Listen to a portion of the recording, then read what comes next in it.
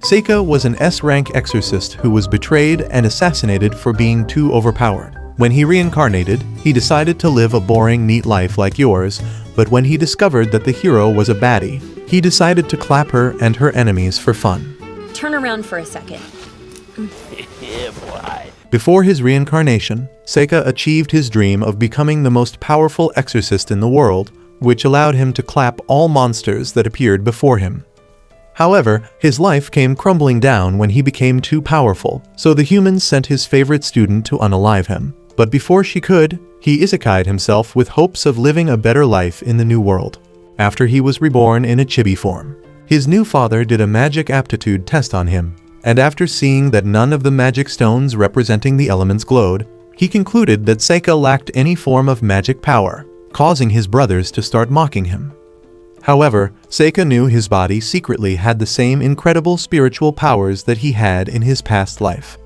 This allowed him to turn a bunch of leaves he gathered into spiritual animals called shikigami, which helped him fight off his brother Glai when he came by to bully him.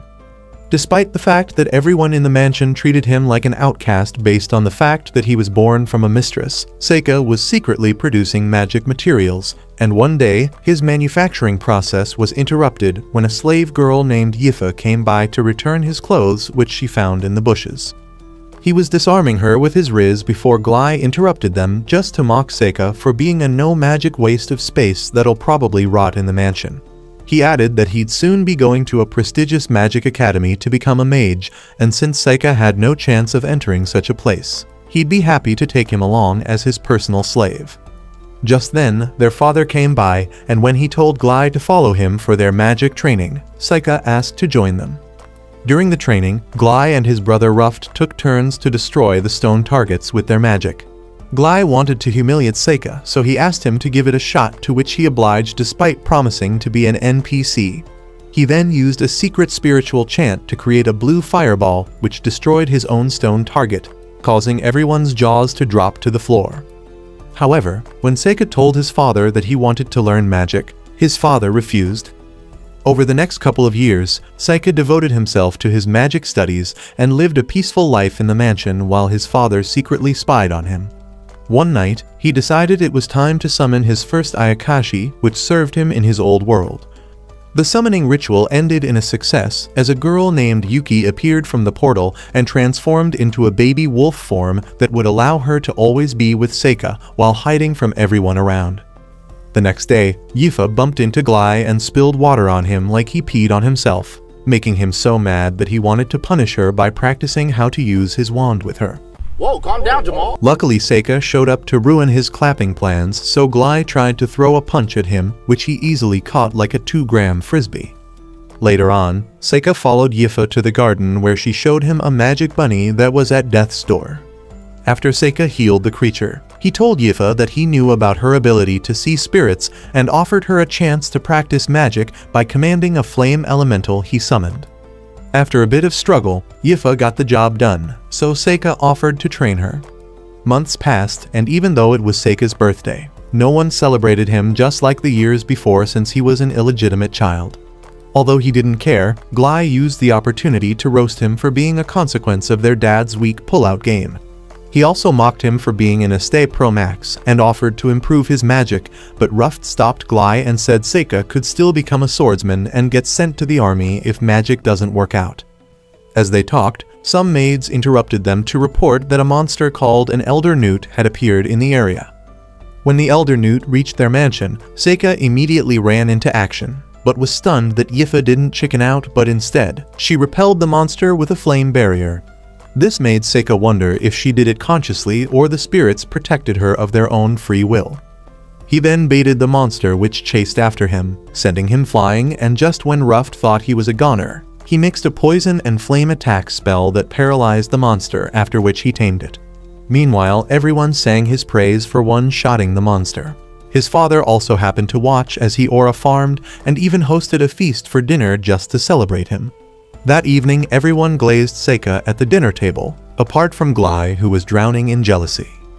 Their father offered to reward Seika for his efforts, so Seika humbly asked to be enrolled in the Ladonia Magic Academy as a way of using his magic to benefit the Empire.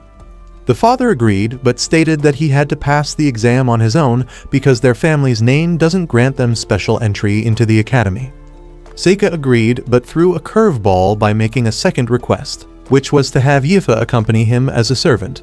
His father disagreed because he thought Yifa had no magical talent, so Seika told Yifa to cast a flame spell if she wanted to go with him. Her determination to leave the mansion with her Riz King was so strong that she cast a flame spell that was stronger than anything Ace ever did in one piece, leaving the father no choice but to agree to Seika's request. This only made Glai enraged since only one son could attend the academy. He claimed he had more right than the failure and the slave. However, his father told him to use his physical strength and swordsmanship in the army instead because he didn't train as much as Seika did to hone his skills over the years. This ticked Glai off so much that he challenged Seika to a duel over who gets to go to the academy. And since they were all on board with the idea, their father stated that the duel would take place the next day, but without the use of real swords or any high-ranking magic spell. Later that evening, Seika got a surprise visit from Glai, who blew through his window using a wind spell and demanded to have the duel with him.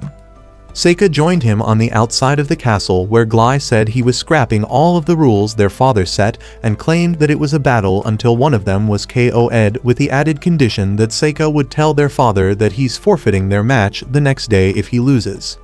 The battle began when Glai tried to barbecue Seika using a flame tornado spell, but that didn't even leave a scar on Seika, and the wind attack he followed up with couldn't penetrate Seika's magic barrier as well.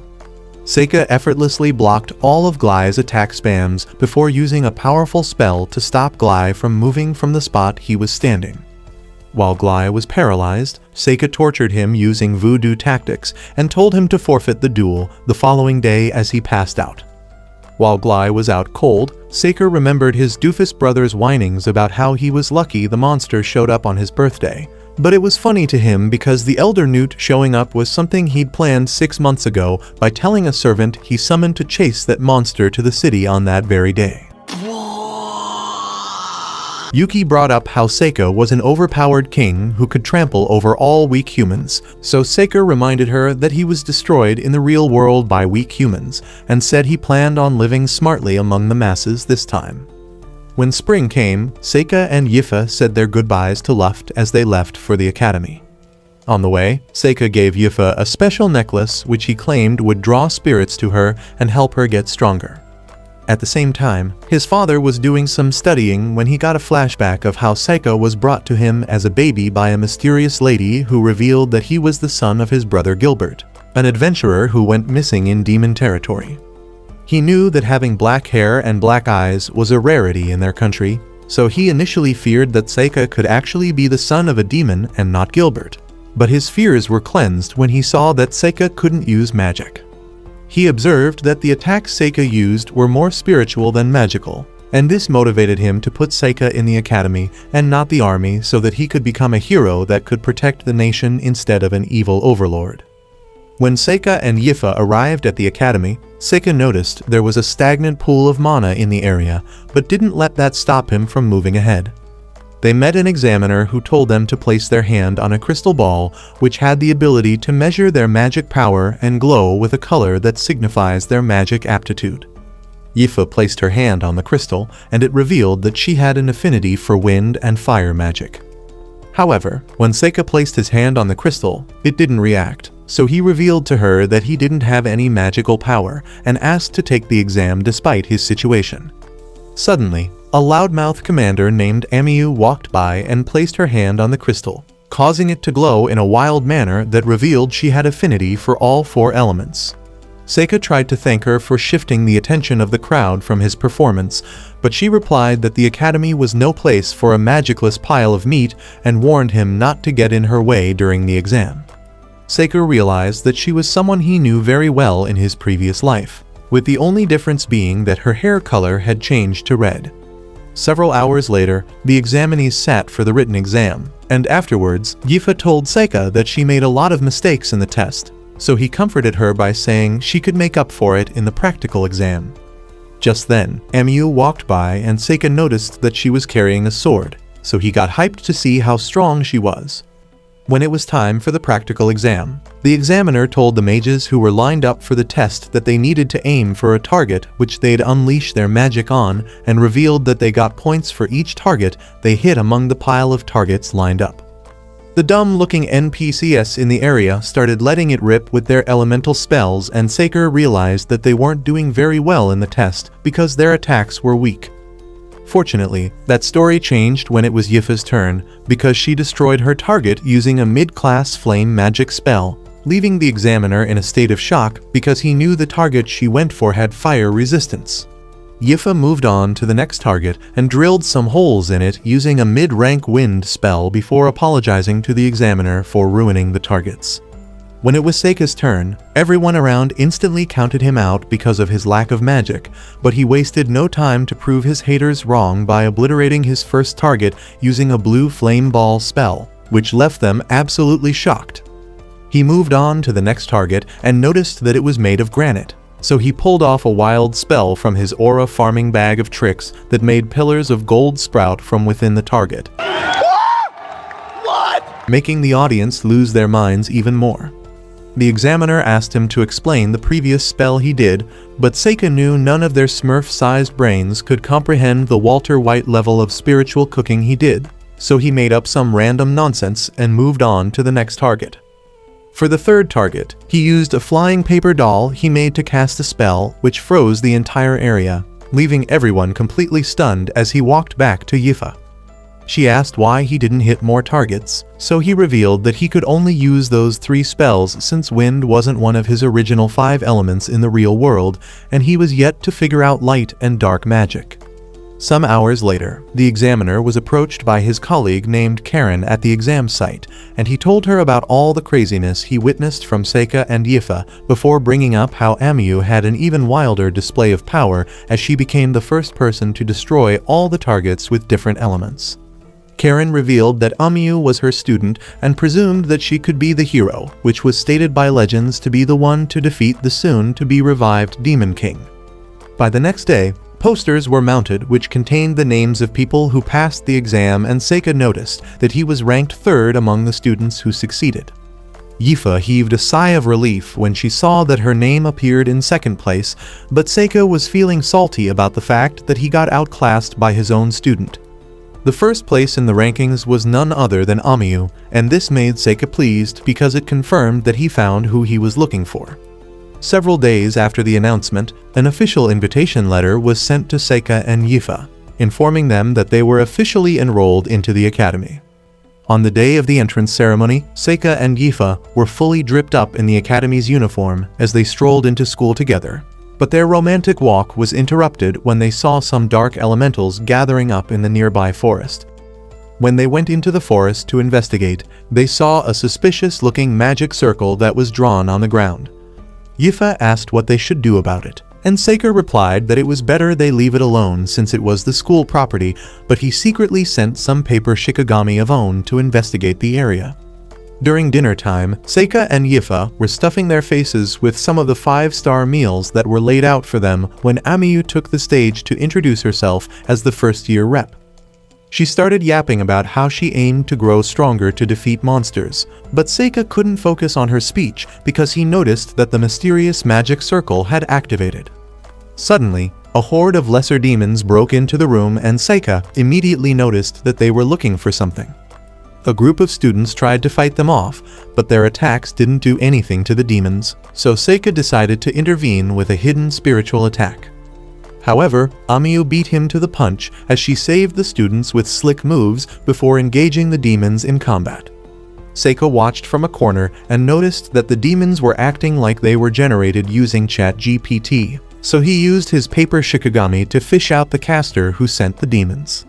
Within minutes, he arrived at the forest where the master of the demons named Gull was hiding out, and the two of them exchanged slurs before the demon summoned some more of his servants to attack Seika. This only allowed Seika to show off some more elite aura farming moves as he pulverized 2 attacking demons with a single wave of a hand before sealing the third one into a pocket dimension as a souvenir. Gull decided to face him head-on, and Seika tried to take him out using his usual paper shikigami attacks, but the demon boss easily shrugged off his attacks.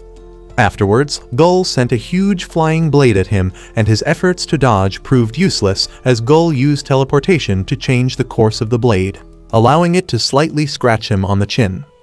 Gull followed up with a flame attack, and Saika leapt into the air in an attempt to dodge, but Gull pulled off a shocker by appearing behind him and slashing his arm off.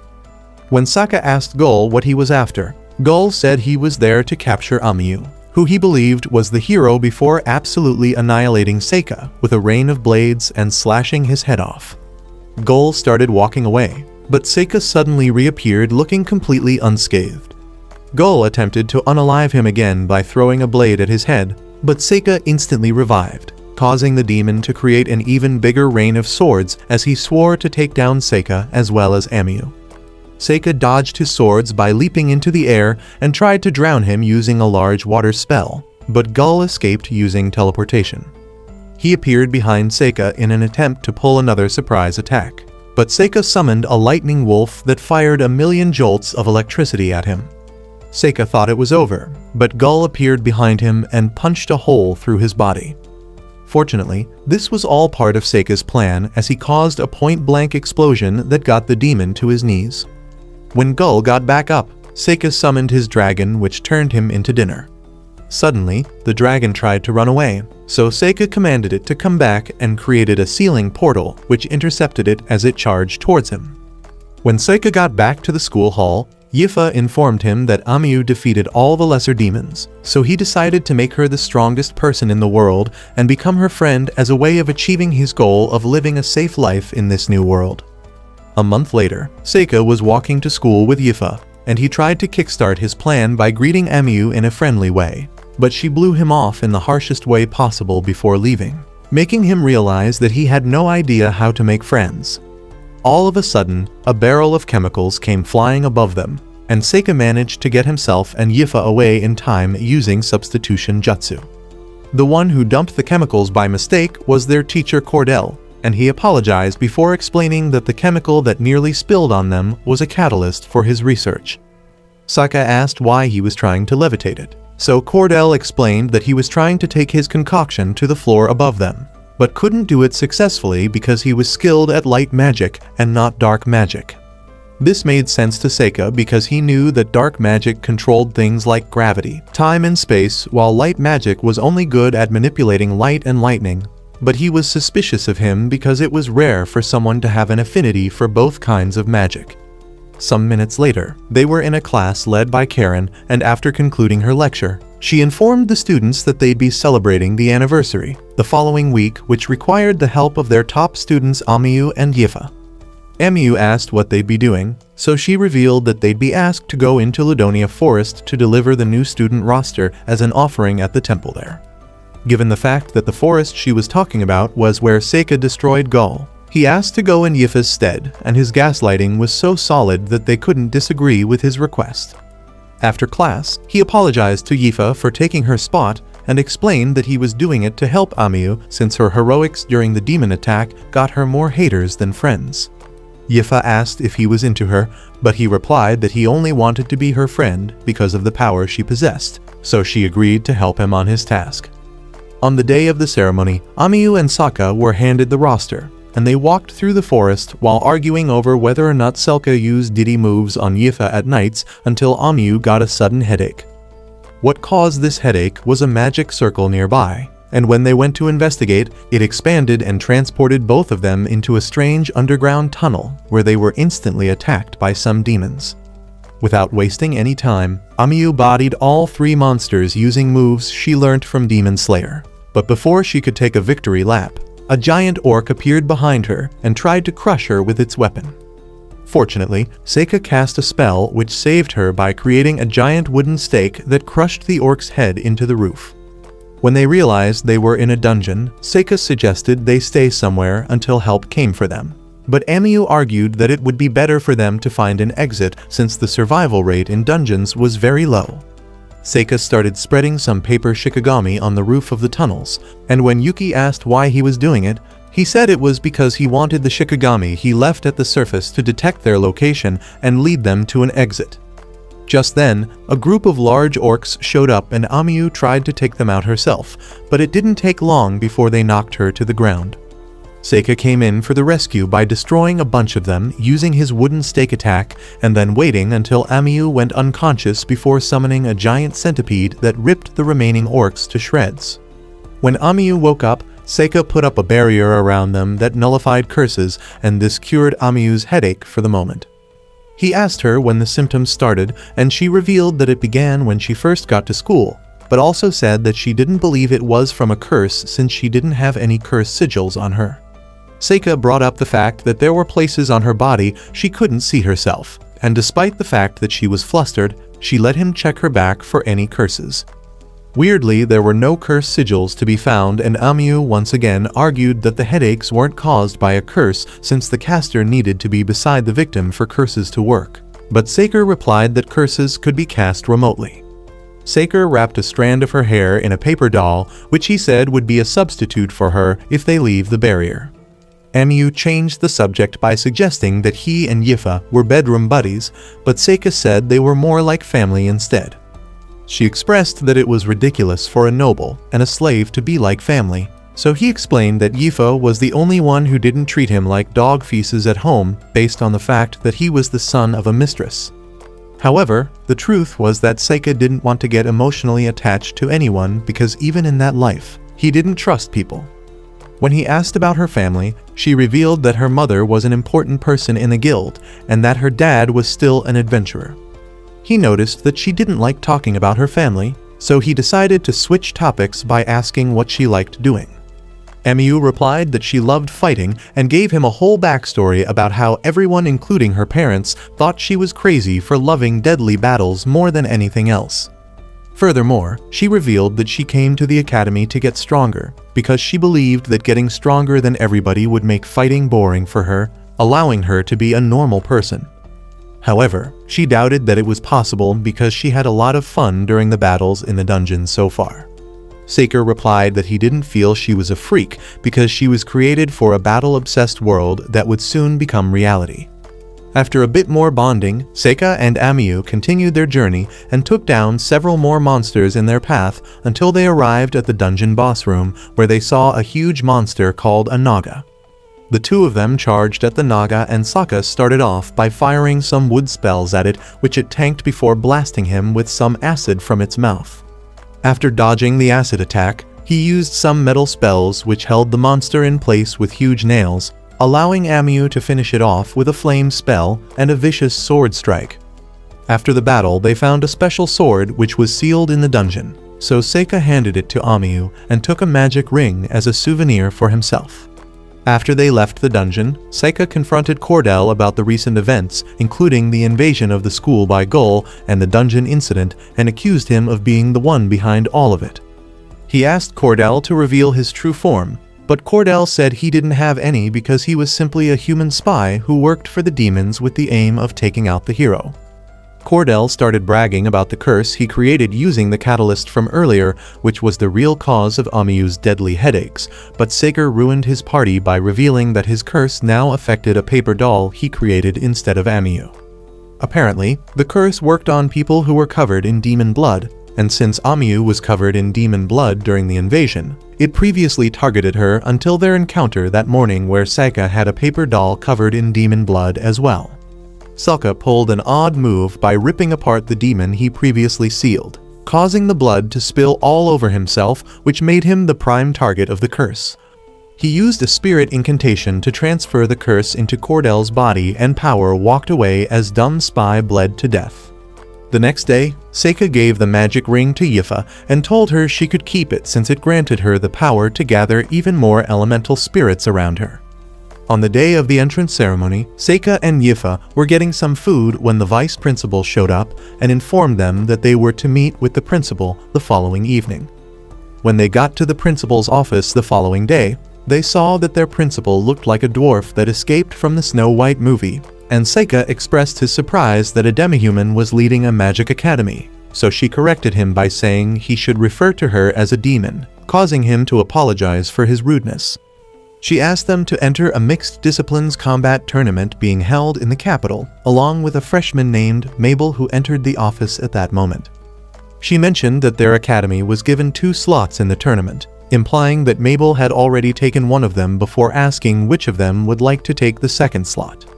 When they told Amiu about this, she first whined over the fact that she wasn't chosen before asking why they decided to add their magic academy to the tournament that year unlike other years.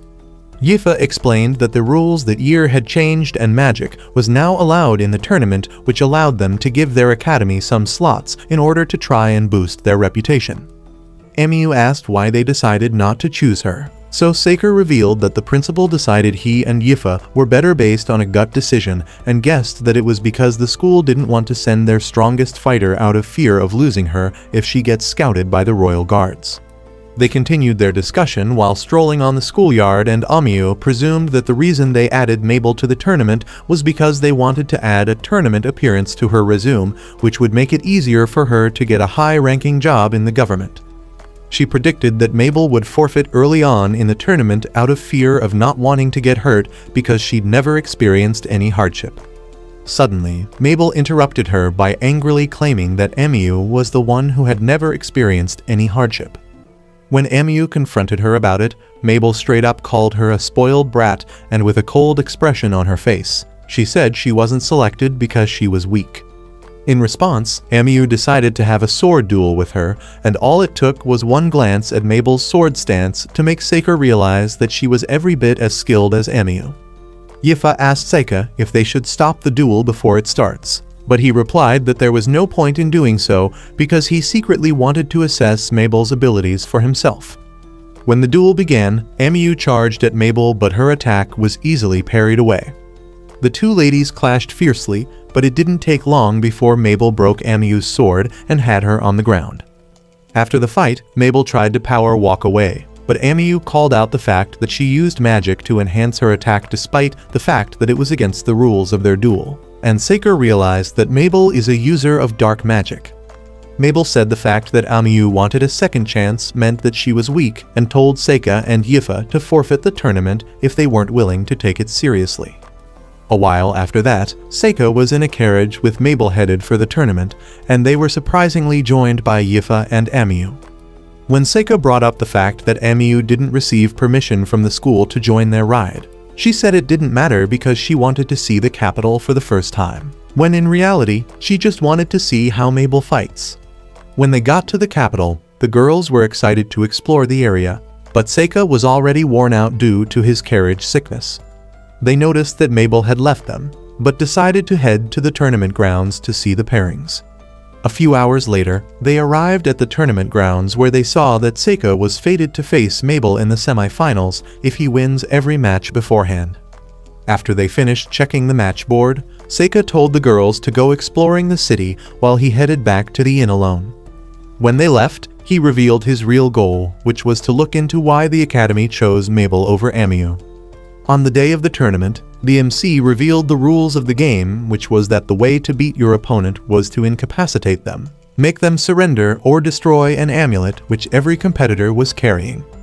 She introduced Saker as the first contestant and announced that his opponent was a thuggish sword user named Dennis. Dennis started bad-mouthing Saker before the match even began, but once the bell rang, Saker tricked Dennis into thinking he stabbed him, only to appear behind him and deliver a brutal magic attack that yeeted him into the stands. Saker was declared the winner, but he was worried because he knew his attack could have unalived Dennis if he wanted to. On the way back to his inn, Yuki warned him that he was standing out too much and using too many shikigami at once, but he said it was necessary for his secret mission. The next day, Saker sat with Yifa and Amiu to watch the match between a skilled wizard named Belem and a mysterious man named Kyle. When the match began, Kyle used a move that paralyzed Belem completely before destroying him in a bloody manner that left the entire crowd stunned. Saker saw that he remained expressionless even after leaving poor Belem as a bloody donut, and this made him realize that he was an experienced assassin who was part of a group of special people that existed in his previous life called the Bearers of the Evil Eye. The next day, Seika took the stage for his next match, which was against a mage named Labenair who bragged about her giant golem, which was built for anti-magic combat. When the match officially began, Seika summoned a spirit called Sickle Weasel that ripped the golem apart in the blink of an eye, leaving Labenair no choice but to surrender. After the battle, Seika told Yuki he was relieved because summoners weren't allowed in the tournament, meaning if he was caught using an Ayakashi, he'd be disqualified immediately. When he rejoined the girls at the stands, Amiyu asked if he intended to join the Royal Guards if he wins the tournament, but he said he'd refuse and assured them that he'd be fine through the rest of the tournament. The next match was Mabel going up against a powerful earth mage called Howlo, and despite the fact that Mabel easily breezed through the first round of the tournament, Seika was eager to see how she'd fare in that match. When the battle began, Howlo fired several rock attacks at Mabel, but she sliced through them easily, forcing him to switch gears and start chanting for an even more powerful magic spell. Mabel wasn't willing to give him any time at all to finish his incantation, so she destroyed his rock shield with a dagger, forcing him to create several more rock shields, which she easily destroyed as well. Yifa couldn't understand Mabel's attacks, so Seika explained that she was using gravity magic to make her daggers 100 times heavier, allowing them to break through Howl's rocks easily. After destroying all of his rock shields, Mabel knocked Howlo's wand away, forcing him to surrender. The MC announced her as the winner while calling her the red-haired hero, and this confused Seika, so Amiyu revealed that the second hero to ever exist was called Mabel. That evening, a demon spy sent a letter to a messenger pigeon, but it was intercepted by one of Seika's Shikigami as he walked into the scene to confront him. The spy tried to land a surprise attack on Seika, but Seika tied him up with some magical vines before his attack could land. When Seika asked him to reveal what he was going to report to the demons, he refused, so Seika decided to ask his soul directly by summoning a monkey spirit called Satori. Apparently, Satori was an Ayakashi with the ability to read minds, and the spy realized he was cooked when Satori started reciting every word he was about to say before he even said it. Seika once again asked who he was reporting to, but this time when he refused to answer the question, Satori revealed that it was a demon called Baal Bofis. When Sokka asked who Baal's boss was, the spy didn't even need to utter a word before Satori called out the name Fel Marquis El Edentrad. After extracting some other information from him which suggested that they were spying on a hero, Seika asked which hero they were spying on, and Satori revealed that it was Mabel. When he asked why they thought Mabel was the hero, Satori said it was because her birth year matches the prophecy and also has the same physical attributes as the hero. After the interrogation, Seika rewarded Satori by letting him feast on the spy, but when Satori playfully reads Seika's mind, he threatened to unalive him with a cold expression on his face. After sending Satori back into his seal, he called the other Shikigami which intercepted the spy's message, and when he tried to read the message, he realized that it was written in a unique code that he couldn't understand. However, Seika was satisfied because he already realized the school's plan, which was to have the false hero Mabel win the tournament and gain the attention of the demons, while the real hero Amiyu stays safe. Seika also had his suspicions about Mabel's background being fake, but he chose not to look into her because he was happy about the fact that her presence made Amiyu safe. The next day, Kyle, the Evil Eye user, won his next match easily, and a man named Reincarnates who could use all 4 main elements advanced easily as well. Seika's third round opponent was a necromancer who he easily defeated with a sinking sand spell, and Mabel also stormed through her next match without breaking a sweat. Afterwards, she met up with Seika and asked him to forfeit their 1v1 match in the semifinals.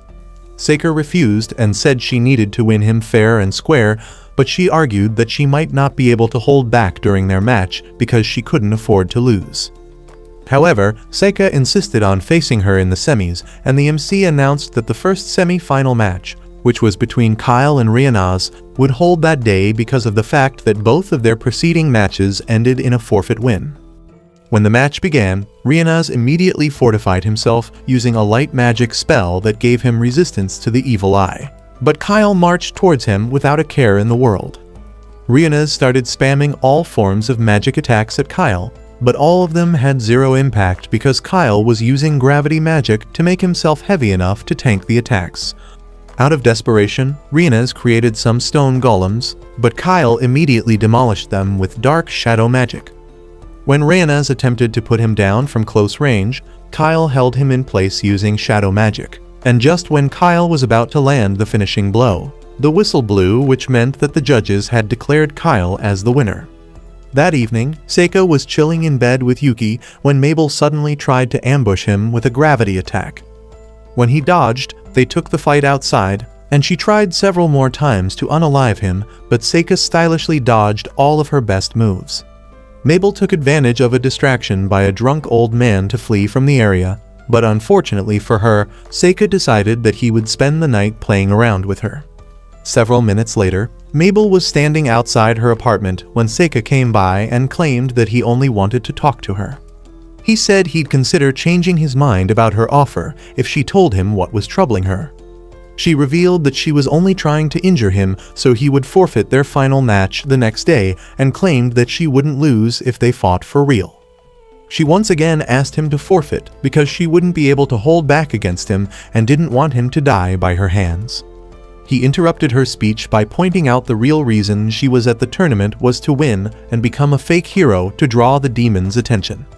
He promised to forfeit if she revealed her other reason for wanting to win, but she dropped a bombshell by revealing that the actual job she had was to get unalived by Kyle in order to make the demons think the hero was dead. She revealed that the Rugrocks Merchant Association took slaves with potential and turned them into mercenaries and said she and Kyle were trained by that organization. She added that the most important objective of the organization was to test if Kyle had become the perfect mercenary and explained that they made mercenaries by implanting magic directly into the skull of their brain, which caused them to lose all forms of emotion.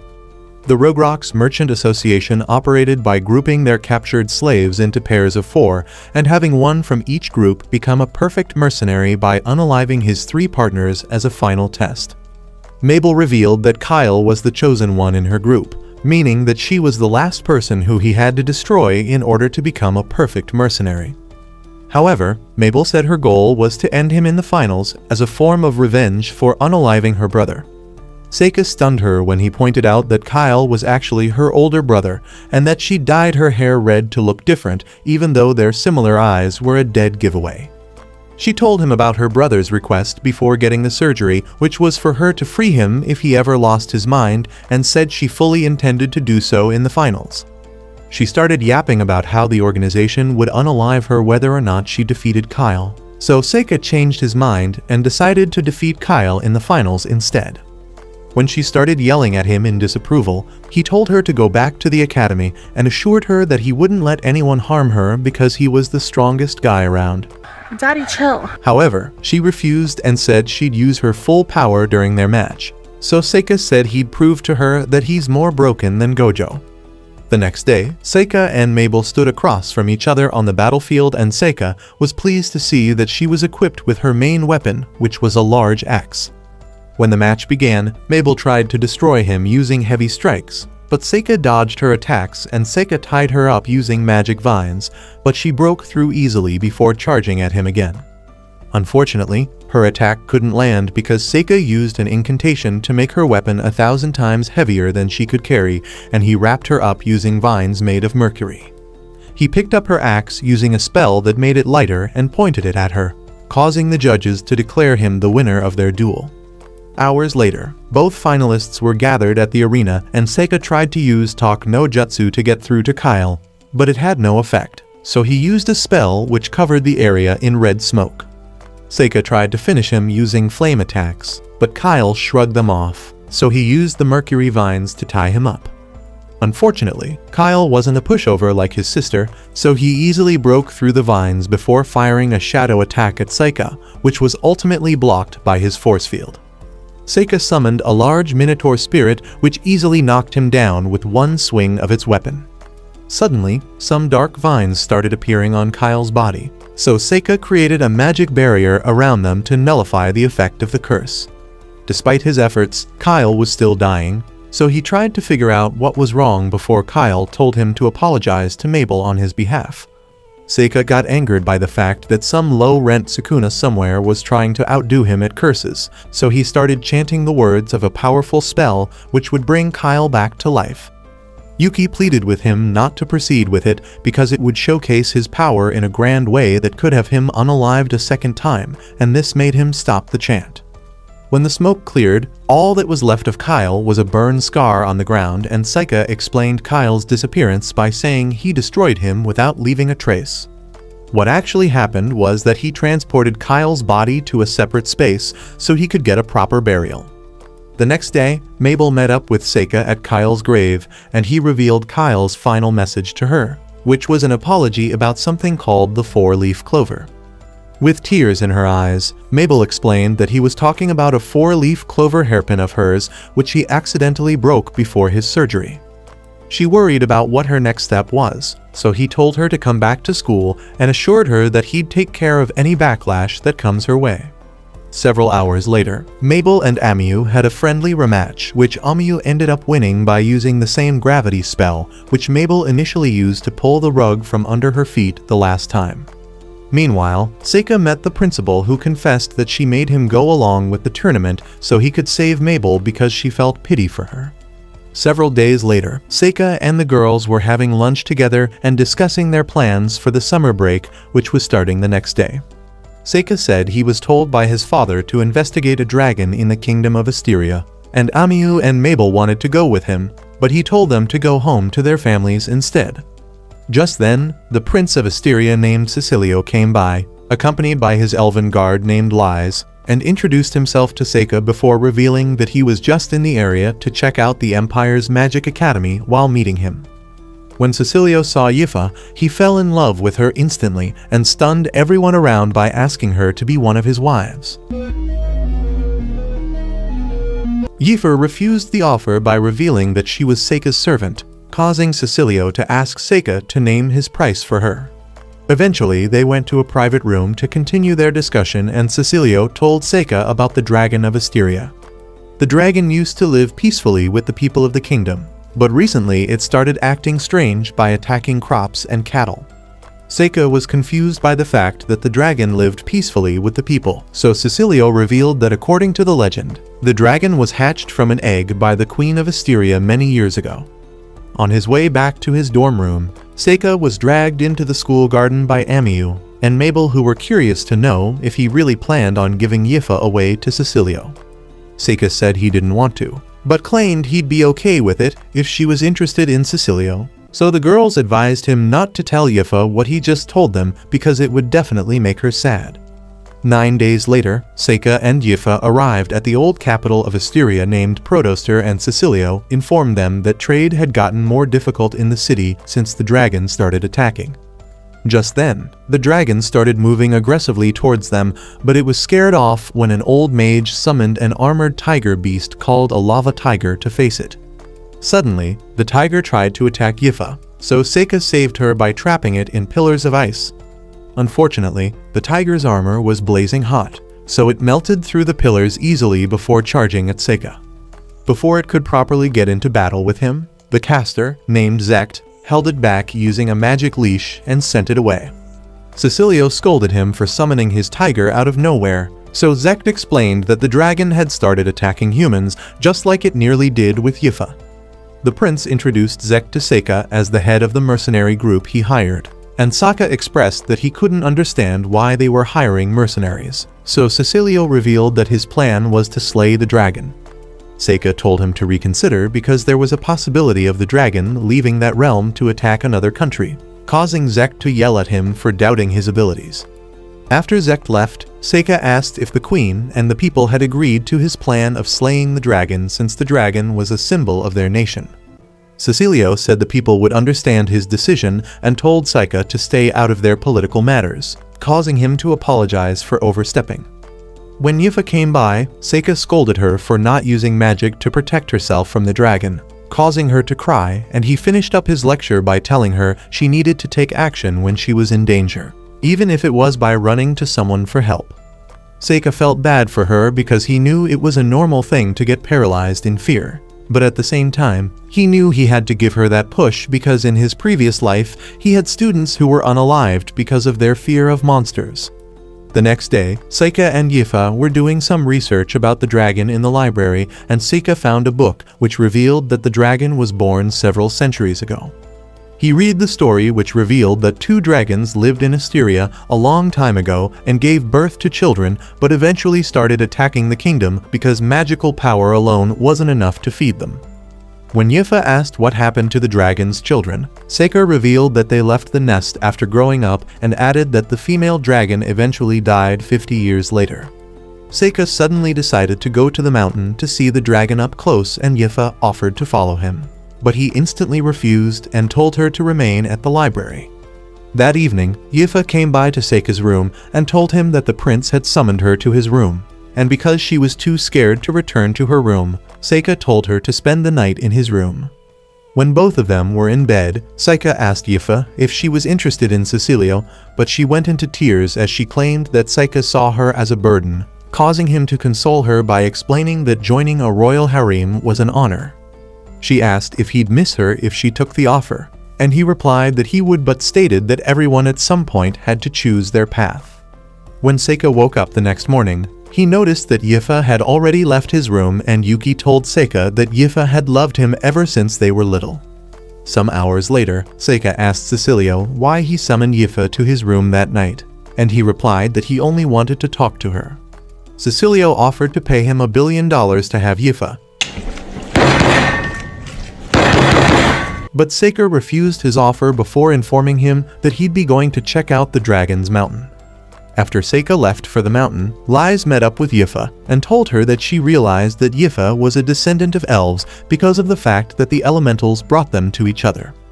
She asked her to join Cecilio's harem, but she refused, so Lies pointed out that Seika was a monster.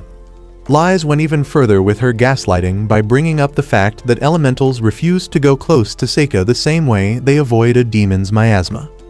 However, Yifa argued that Seika was human because of the fact that they grew up together, but Lies threw a curveball by asking if she was sure about his origin. Because of the fact that his mother was an unknown mistress, she said there was a possibility that he's a demon, but Yifa refused to believe that Seika was anything but a human. Despite her statements, Lies bluntly asked her to stay away from her dangerous master and offered her a tour of Cecilio's harem. At the same time, Seika arrived at the dragon's nest, and it immediately tried to roast him with a breath attack, but he blocked its attack easily with a magic barrier. It tried to crush him with its feet, but he quickly teleported out of the way before summoning a weird spirit that floored the dragon using a sonic wave attack. The attack left the dragon rattled, so Seika had no problem capturing it with a magic net he created as he walked towards the egg.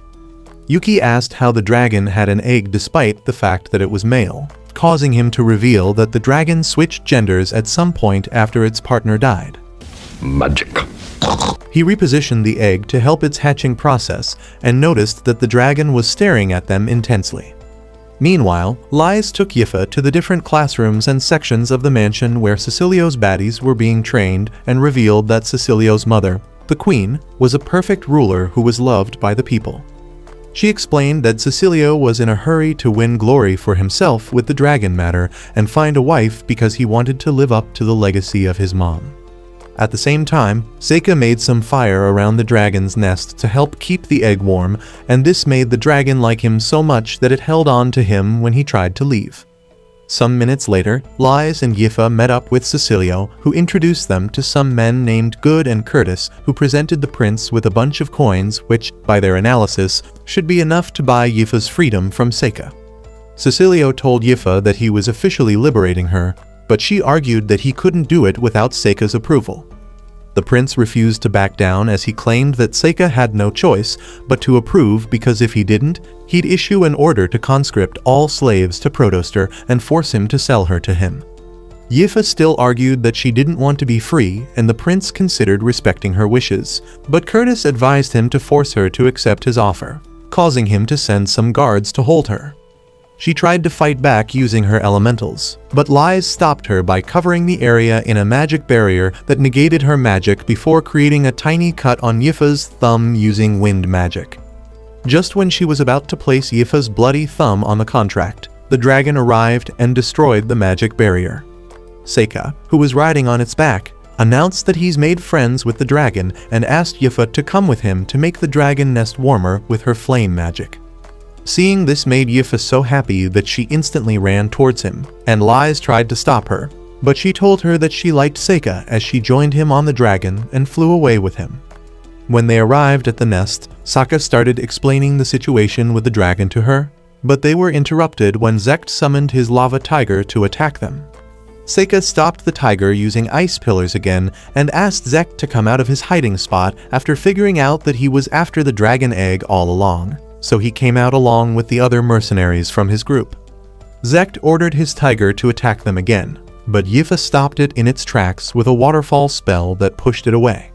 Zect refused to back down, and instead ordered the tiger along with his entire group of assassins to take them down. But all it took was one white flame attack by Seika to roast the tiger into ashes. When Zect asked Seika who he was, Seika replied that he was the strongest sorcerer in the world, and when Zect commanded his soldiers to attack again, the dragon scared them off by simply standing in front of them. Seika stopped the assassins from running away by wrapping them in magic vines, and Yifa silenced Zect by burning his spell book into a crisp, causing Seika to compliment her skills. After the battle, the mercenaries were arrested, and Seika explained to the prince that the dragon considered the people of the kingdom as its family before asking him to help hatch the dragon's egg. However, Cecilio refused and instead asked Seika to slay the dragon again. When Seika refused, Cecilio arrested him under the accusations of using his magic to make the dragon behave suspiciously. Seika decided to play along, but when the prince started pressuring Yifa to join him again, he slapped off his hand and scolded him for being a brat who only craved women and glory. He ended his rant by loudly claiming that he'd never give Yifa to someone like Cecilio, and Lies responded by telling the guards to put down their weapon before asking Yifa to say how she feels. Yifa rejected the prince once again. Wow! Incredible! So Lies told him to give up and apologize to Seika and Yifa for their rudeness. Afterwards, Lies and Yifa went to a private location where Lies gave Yifa some light elementals and wished her luck on her romantic journey with Seika. On their way back, Yifa told Seika that her ability to use elementals came from her elven lineage, and they had a conversion about there. Meanwhile, some demons were causing havoc in a particular village, including a powerful orc named Murderiva, an evil eye user named Pieslaria, a summoner bunny named Lonai, and a powerful demon named Ganis. The giant troll that protected the village was taken down by the Bankai of the leader of this villainous demon group named Zor, who swore to defeat the hero no matter what. Several days later, Seika asked Amiu to visit his family home with him during summer break because his father wanted to meet the swordswoman who could use all magical elements. When she agreed, he asked Mabel to come along as well, and after they left, he told Yuki that the one who really wanted to meet them was someone special who was currently staying at their mansion. Some days later, Seika arrived at the mansion with the girls and had a cheerful chat with Luft, which was unfortunately cut short when Glai made a loud entrance. Glai revealed that he was enjoying his time in the army, but also claimed he wasn't willing to let go of the humiliation he suffered at the hands of Seika, and therefore he challenged Seika to yet another duel. Yifa told Amiu that Glai was the sibling who used to bully her and Seika, so Amiu asked Glai to face her instead of Seika. Naturally, Glai wasn't having it, so Seika buttered him up by revealing that Amiu was much stronger than him, and he promised to face him if he defeated Amiu, causing him to agree. When the duel started, Amiu clashed swords intensely with Glai until he slipped, and when she tried to take the finishing blow, he tricked her into thinking he was about to use magic, which distracted her enough for him to knock her sword away. After their battle, Glai started demanding his duel with Seika when the princess who was staying with them, named Fiona, walked by and teased Glai so much that he decided to call off the match with Seika. When he introduced her to the girls as the Holy Princess, their jaws dropped, and as they all walked inside the mansion, Seika explained to Yuki that Fiona was handed the title of Holy Princess at birth because she bore the blood of both a priestess and the royal line. Fiona revealed that she wanted to see Amiu because she'd heard all of her accolades, and she thanked Seika for agreeing to grant her sudden request. She said she'd be staying a few more days at their mansion and asked them to accompany her on her way back to the capital, so Seika agreed once again to help her. During dinner that evening, Fiona told them about her wish to be reborn as something powerful like a dragon when she eventually passes, causing Seika to tell her about his experience with Asteria's dragon. When she asked if Yifa and Sokka were lovers, Yifa replied that she was only his servant, which made her tease them. Fiona brought up how the Academy accepted both commoners and nobles because they valued magic above everything, and when Amiyu revealed that Mabel was a commoner, she apologized for her rudeness. Seika asked Glai to have a duel with Mabel, but Mabel refused, saying she didn't want to fight with a rotten scumbag like him. As Seika's father watched them, he remembered a previous conversation he had with Yifa's dad Eddies, who was his personal butler. Back then, Eddies told him that he was mad because he sent Yifa to be the servant of his illegitimate child, and Mr. Lamperouge replied that it was okay because Seika was a good person. Back at the dinner table, Mr. Lamperouge thanked Seika for his efforts at Asteria and asked him about his school life before Mrs. Lamperouge surprisingly asked Seika to write home more often. Later that night, Seika was having a playful conversation with Yuki when Amiyu showed up in his room and asked what he intended to do when he got out of the lower grades. When he asked her about her own plans, she said she intended to go home to be an adventurer again since it was her only option, and he revealed that his aim was to join her in becoming an adventurer, just as he promised her during their dungeon raid. She promised to teach him all about adventuring since he was new to that world, and the two of them made another promise to have adventures with each other before she left. The next day, Seika was giving the princess a tour of the city, and Glai told him that Fiona left all her guards behind because she wanted to have fun, implying that they'd have to handle any issue that came up themselves. When they arrived at the market, Fiona held hands with Seika and asked Glai to get her some snacks, which he did. While eating the kebab, Seika and Amiyu told Fiona stories about adventurers who became lovers with damsels in distress they rescued, and she said she'd be interested in experiencing that kind of fantasy someday. They eventually got to a construction site where a piece of wood got loose right over the princess's head. Fortunately, Amiyu and Glai were able to save her using a combo of air and earth bending magic, and they complimented each other afterwards before scolding Seika for not doing anything. The princess started acting grumpy towards Seika, so he got her a present in the form of a pretty bandana which he put on her. He let her see how pretty she looked in a ponytail by creating a mirror using magic. Later that evening, Seika interrupted Glai's training session by bringing up the fact that Glai was a holy knight of Fiona's, and Glai expressed his suspicions that the princess only selected him because of some political agenda she has. He went further to reveal that the princess was once forbidden from leaving the house until she eventually broke free and became a candidate for the throne. When Seika asked how she achieved that, Glai revealed that she had the power to see the future because her mother was the oracle priestess who originally spoke the prophecy about the hero and the demon king. Glai warned him not to get too involved with her because she had her eye on the empire's future as well. The next morning, Fiona looked everywhere for Seika, but he avoided her using his paper dolls and went to the garden where Yuki asked if he could see the future the way Fiona could using his fortune-telling magic. Seika explained that fortune-telling and seeing the future are two different things because a fortune-teller needed tools and advanced information, meaning there was a limit to how much they could learn. When Yuki asked if Fiona could become a problem for him, Seika replied that it was okay so long as he didn't get too involved with her. Minutes later, Seika met Amiyu in the garden, and she told him about how she just lost about 100 sparring matches to Glai, which made him wonder why she couldn't beat his idiotic brother despite her status as the hero. When he told her he was hiding from the princess, Amiyu advised him to go spend a bit of time with her because they were going to leave the mansion the next day. Hearing this, Seika joined Fiona on the roof for a game of chess, and because of the fact that she was basically the Goku of chess, she decided to nerf herself against the beginner by playing fewer pieces. Fiona suggested a bet in which the loser had to do whatever the winner said, and Seika agreed with this arrangement.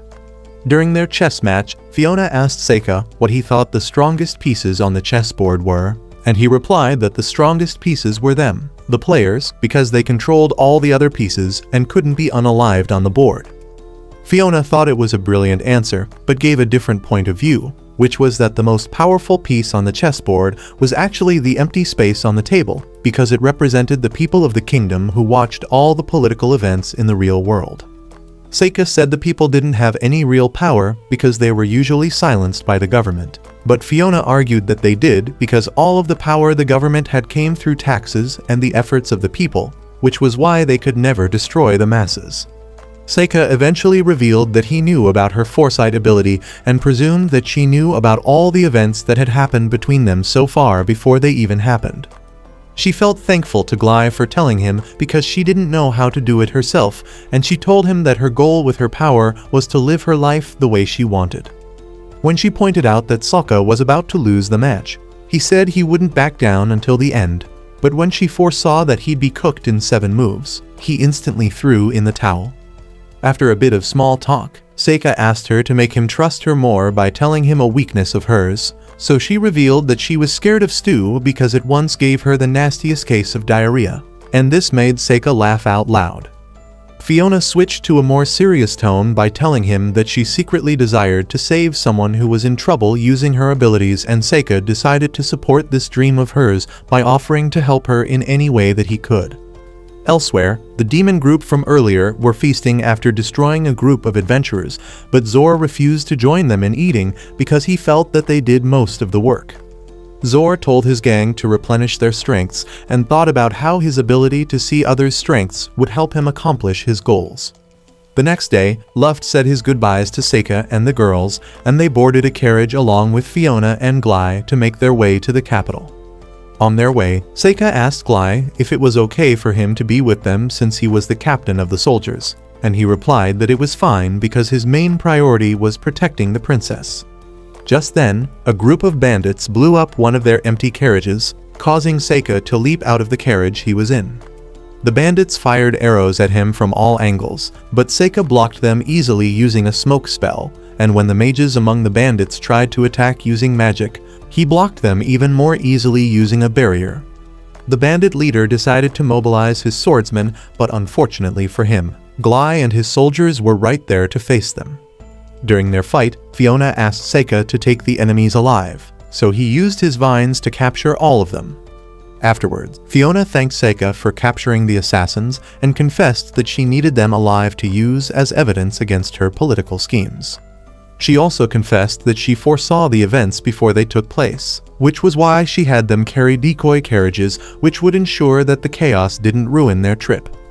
When they got to the capital, Fiona said her goodbyes to Seika before telling him that she'd always be on his side no matter what, and this made him realize that something chaotic would soon happen. Some days later, the principal asked Seika to represent the current student body during the welcome ceremony for new students, which was a huge honor in that part of the world, and Sokka accepted her offer. On his way back to his dorm, Yuki reminded him that taking a public role like that one could have him in a position where he'd have to stand out again, but he argued that it was more normal than she thought. He expressed how happy he'd felt in his journey so far at the academy and told Yuki that he now decides to live a normal life where he was no longer scared of standing out. She asked if he intended to run away and not get involved if anything crazy happens, and Seika replied that he'd handle it somehow without letting himself be seen. Several minutes later, Zor and his party arrived at the school, and Zor went over their plan, which was to drive all the students towards the center building from all 4 directions and continue their slaughter there. He instructed them to use their dedicated magic items to send a signal if they saw anyone who looked like they could be the hero, and the contingency plan was that if they didn't find anyone who resembled the hero, they should cause enough chaos to draw the hero out. After his speech, the demon party teleported into the school using a portal, but Ganes landed in a particular spot that was strangely covered by red fog. When he saw some students walking by, he fired a massive flame spell at them in an attempt to avenge his brother Gull. But when he came by to check out their roasted corpses, he noticed something strange. At the same time, Lonai and Pieslaria were walking through another section of the foggy area, and Pieslaria told Lonai that she noticed that he'd improved so much with his tamer ability to the point where she felt he was even stronger than her. Lonai said he once felt like he was unbeatable because he was the most powerful tamer in his village until he met Zor and Mudarev, who showed him just how weak he was. When Pieslaria said she was feeling insecure about her power level, Lonai brought up the fact that she was the most powerful person in her village as well. But she claimed her powers were useless in times of peace and caused her to sleep constantly. However, she was excited about that day because she couldn't wait to tell her parents that she defeated the hero, and their little heart-to-heart was cut short when they spotted a student creeping in the nearby forest. Lonai immediately summoned some shadow wolves which he sent after the student, and when he called the wolves back, they gave him something strange which they found. Elsewhere, Mudarev was trying to navigate the school when Mabel made a dramatic entrance by throwing some daggers which he ended up blocking. After he introduced himself to her, she asked who hired him, pointing out that there was no one like him in the Merchants Association where she grew up, but he expressed that he had no idea what she was yapping about. Mabel tried to slash him apart with her axe, but he blocked and jumped in the air to land his own heavy attack, which Mabel managed to evade. He tried several more times to bash her skull in, but Mabel swiftly dodged his attacks and tried to destroy him with a heavy slash that missed him by a hair. After seeing how swiftly she moved despite having a weapon that was heavier than Thor's hammer, he decided that she was a worthy opponent, and when he tried to slash him again, he blocked and flung her away. She threw some daggers into his arm and he laughed, thinking they were harmless, but suddenly some dark vines appeared from the daggers and tied him up. Mabel thought she'd won, but unfortunately the mad ogre ripped through her vines like nothing and revealed that he had resistance to all magic elements before telling her to fight him with power and not tricks. She threw several more daggers at him, but he deflected them easily before launching another heavy attack which seemingly destroyed her. However, when the smoke cleared, Murderev was stunned as he saw a paper doll on the floor instead of Mabel. Afterwards, all the members of the demon party met at a particular spot and revealed that they all found paper dolls during their patrol. Zor felt that something was wrong with their mission and suggested they retreat, but before they could move a muscle, Seika made the most awful entrance imaginable. He sat on a floating magic circle and revealed that every single person the demons had faced so far were his Shikigami, apart from Mudarev, who faced the real Mabel. Mudarev started yapping about how badly he wanted to face a powerful opponent like Seika, but Seika clapped him in the blink of an eye by beheading a voodoo doll he made of him. In an attempt to retaliate, Pieslaria created a giant evil eye magic circle which was meant to turn Seika into stone, but Seika pulled an insane Uno reverse by summoning a giant snake spirit that stopped her heart with a single stare. Lonai took action by summoning his own giant snake demon to face off against the white snake spirit, but all it took was one state to unalive it. Lonai's plan B was an attempt to tame the giant snake spirit, but that idea went up in flames as well because the snake swallowed him alive. Zor realized that his party never stood a chance at defeating Sokka, and when Ganis asked to distract Seika so he could get away, Zor suggested doing the opposite. When Ganis asked who Seika was, Zor replied that he was the Demon King and told him to rush back home to tell the demon race what they encountered. Seika said they had no chance of unaliving Amiyu because he was the one protecting her, and this made Zor lose his mind because now it was clear that they were cooked because the Demon King had joined the side of the humans. Following Zor's request, Ganis escaped with teleportation magic, and Zor tried to hold Seika off, but he ended up getting obliterated by a huge wave of lava.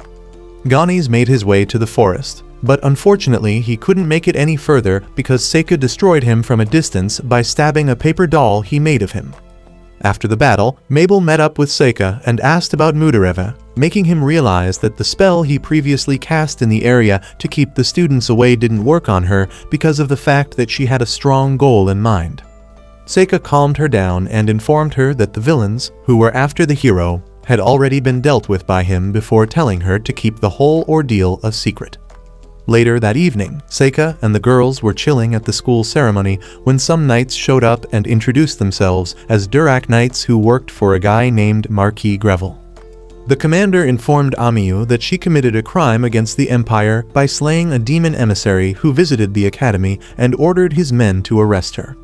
Mabel and Yifa attempted to fight back on Amiyu's behalf, but Seika stopped them and assured Amiyu that she'd be released in no time because she was innocent. The guards attempted to attack him, But their commander stopped them by reminding them that nobles attended the academy, and they all walked out of the school with Amiyu in handcuffs. The next day, Seika informed the principal about Amiyu's arrest and presumed that it was because the Empire was trying to come up with a reason to unalive the hero. The principal revealed that she was applying pressure on the imperial court from all angles and told Seika to wait for the good news. When she told him not to have any ideas, Seika left her speechless by asking if she was certain that her plan would bear fruit before the hero mysteriously gets unalived.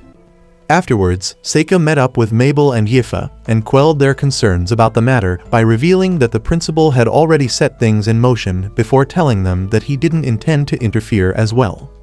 Despite his earlier claim, Seika summoned his dragon Ruu in an attempt to save Amiyu, but before he could take action, Yuki suggested that it was smarter to give up on saving Amiyu.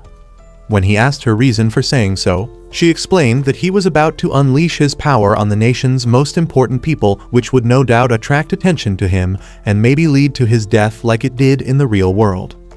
However, Seika angrily replied that it didn't matter because he could simply unalive anyone who saw his power, and Yuki's further attempts to snap him back to his senses failed as he hopped aboard Ruu and flew to the capital. Several minutes later, Seika arrived at the castle and scattered his Shikigami around the area, which allowed him to easily locate Amiyu in her jail cell. He walked to the front door where he was attacked by a group of bow-wielding guards, and he easily blocked their arrow attacks by surrounding himself with magical smoke. When they tried to launch a second wave of attack, he took them out by dropping massive boulders on them and destroyed a second wave of archers who attacked him using a combination of several overpowered spells. When he reached Amiyu's jail cell, he melted the bars and asked her to run away with him, but she expressed her concerns that his family could get into danger because of his actions. She told him to leave, but Seika refused and revealed to her that she was the hero from the stories who was destined to defeat the Demon King. He explained that the reason she was being targeted was because of the fact that people always feared and tried to unalive those who have overwhelming power the same way they did to him in his previous life. Just then, Glai showed up alongside Fiona, and Seika instantly realized that Fiona had already seen that moment ahead of time. Fiona revealed that her plan was to answer his questions and also to make him accept her offer, so he asked why she intended to unalive Amiyu, knowing that it would leave the humans at a great disadvantage against the demons. In response, she narrated how the hero used to be the one to purge all the demons in the past, and said that things had changed because in the current world, the demons now had armies, which meant that a single hero couldn't take them down. When Seika asked why they couldn't ignore her instead of unaliving her, Fiona explained that her existence alone was enough to start a war between humans and demons, which was something that even the demons didn't want. She added that Amiyu could never attain the power of the last hero because Seika was around to prevent Amiyu from going through the hardships that normally helped heroes of the past gain their power. However, Seika still argued that it was wrong to let her die for the sake of peace, so Fiona revealed that she and the Academy authorities were doing their best to protect her from that fate. She begged Seika to leave the castle, assuring him that she'd ensure Amiyu's safety as well as his freedom, and brought up the deal they made during their chess match. Seika said he couldn't trust Fiona enough to leave Amiyu in the castle, so Fiona led both of them to a carriage which would take them to a free city she arranged for them. When Amiyu revealed that Fiona comforted her during her time in the jail cell, Seika felt bad about his earlier attitude, so he apologized to Fiona for not honoring the promise he made during their chess match. He ended up delaying the favor by using his spirit powers to resurrect all the soldiers which he previously unalived. After Seika and Amiyu left, Fiona told a demon who was hiding in her shadow that Seika was the Demon King of their generation, causing him to ask why the Demon King would protect a hero. Fiona replied that it was because Amiyu was precious to Seika, and because Seika was someone who couldn't stop himself from helping people even if he knew death awaited him at the end of that path. Several days later, Seika and Amiyu arrived at the city of Rachna in full adventure gear, and they had a tearful reunion with Yifa and Mabel. So between Yifa, Amiyu, and Mabel, who do you think our Demon King Sokka is going to attack in bed first? Let us know in the comments. That's all for today's video. If you like anime recaps like this, check out this video here.